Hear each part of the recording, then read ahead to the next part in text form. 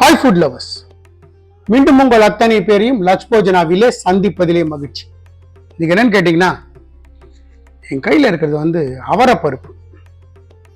எப்படி நம்ம தோரம்பருப்பு சொல்கிற மாதிரி இது அவரையிலேருந்து எடுக்கக்கூடிய ஒரு பருப்பு, அவரைப்பருப்புன்னு.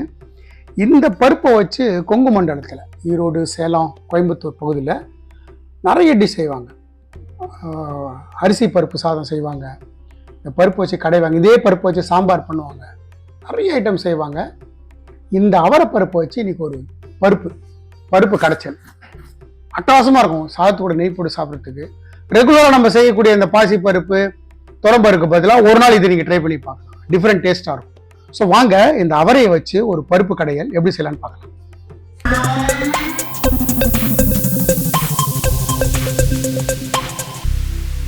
என்கிட்ட கிட்டத்தட்ட இது 250 கிராம் ஒரு பேக்கெட்.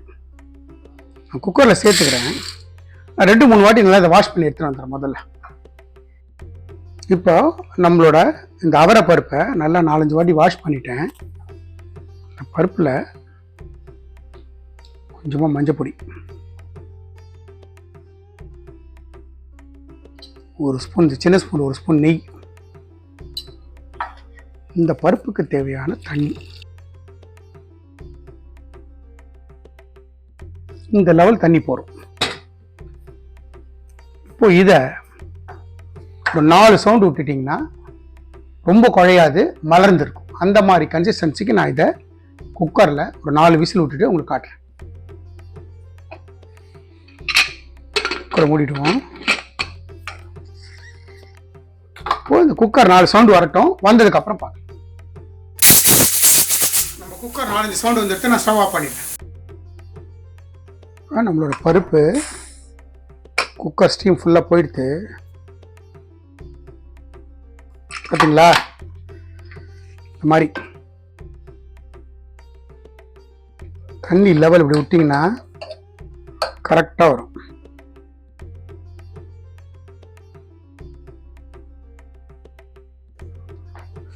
ஹாட் வாட்டர் விட்டு பருப்பை இந்த மாதிரி கல் வச்சு வாங்க. இப்போ இந்த பருப்புக்கு ஒரு தாளிப்பு போட்டுடலாம்.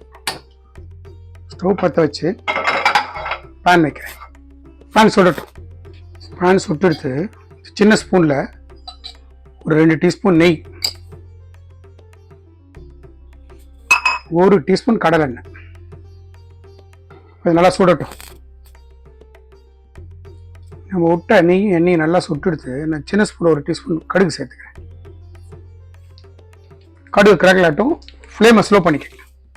இதுலேயே ஒரு 3/4 டீஸ்பூன் ஜீரகம்,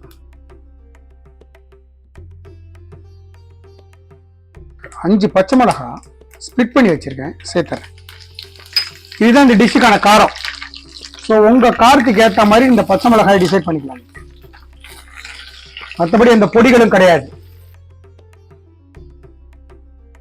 இதுலேயே கருவேப்பிலை,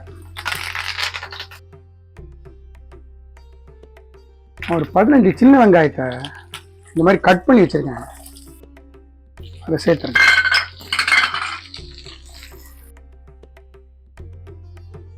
சின்ன வெங்காயத்தையும் சேர்த்துட்டு சின்ன வெங்காயம் கொஞ்சம் கலர் மாறுற வரைக்கும் நல்லா குக் பண்ணிக்கிறேன். நான் ஃப்ளேமை கொஞ்சம் இன்க்ரீஸ் பண்ணிக்கிறேன். இந்த சின்ன வெங்காயம் வதங்கிட்டு இருக்கும்போது ஒரு 4 பூண்டை கட் பண்ணி வச்சுருக்கேன், சேர்த்துக்கேன்.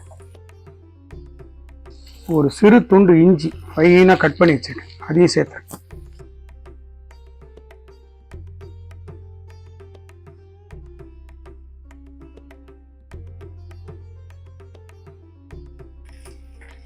வெங்காயம் வதங்கிறதுக்கு தேவையான உப்பு,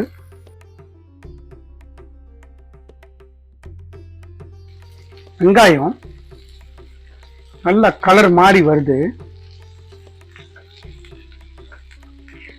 இந்த ஸ்டேஜில் ஒரே ஒரு தக்காளி ஃபைனாக சாப் பண்ணி வச்சுருக்கேன்,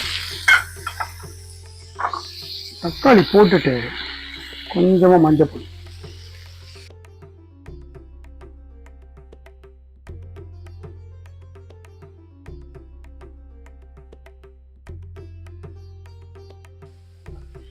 ஒரு 1/4 டம்ளர் தண்ணி. நான் சேர்க்கறது ஹாட் வாட்டர்.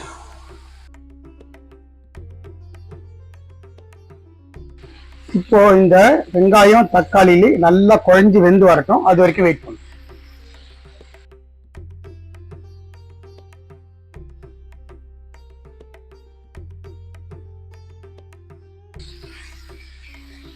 நல்லா இந்த தக்காளி வெங்காயம் எல்லாத்தையும் நல்லா மசிச்சு விடும்.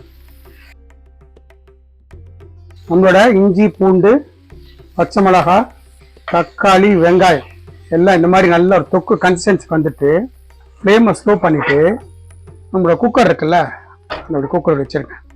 வச்சுட்டு